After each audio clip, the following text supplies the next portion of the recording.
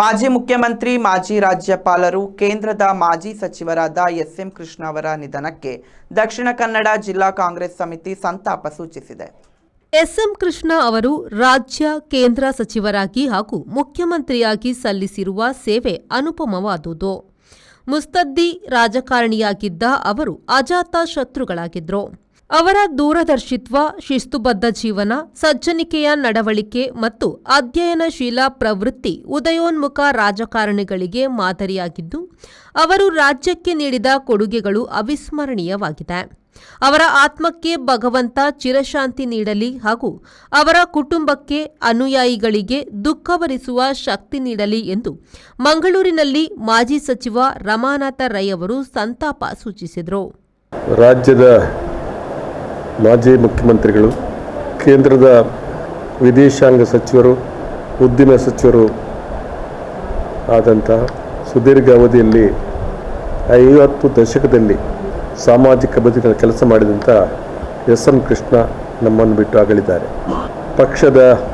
ಕಾಂಗ್ರೆಸ್ ಪಕ್ಷದ ಅಧ್ಯಕ್ಷರಾಗಿ, ಒಂದೊಮ್ಮೆ ಉಪಮುಖ್ಯಮಂತ್ರಿಗಳಾಗಿ, ಮಹಾರಾಷ್ಟ್ರದ ಗವರ್ನರ್ ಆಗಿ ಕೆಲಸ ಮಾಡಿದಂಥ ಎಸ್.ಎಂ. ಕೃಷ್ಣ ಅವರು ದೂರದೃಷ್ಟಿಯುಳ್ಳಂಥ ಒಬ್ಬ ನಾಯಕರು.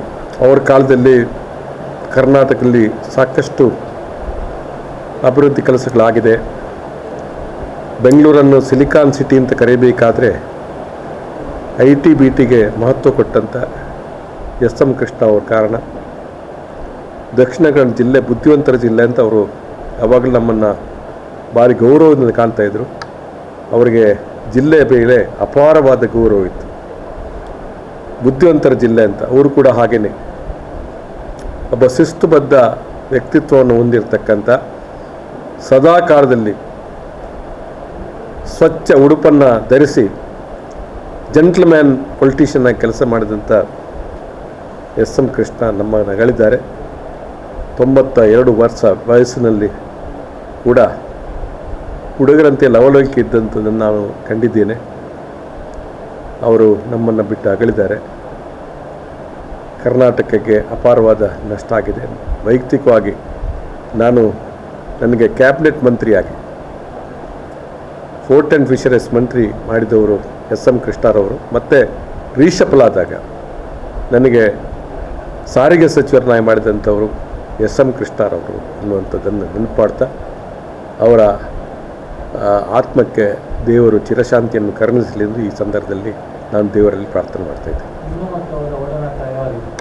ಅವರ ಒಡನಾಟ ಮಂತ್ರಿ ಆಗಿದ್ದಾಗ ಅದಕ್ಕೆ ಪೂರ್ವದಲ್ಲಿ ಒಳ್ಳೆಯ ರೀತಿಯಲ್ಲಿತ್ತು. ಅವರ ಮನೆಯವರು ಕೂಡ ನನಗೆ ಒಳ್ಳೆಯ ಪ್ರೀತಿಯನ್ನು ಮಾಡ್ತಾಯಿದ್ರು. Bureau report V4 news Mangaluru.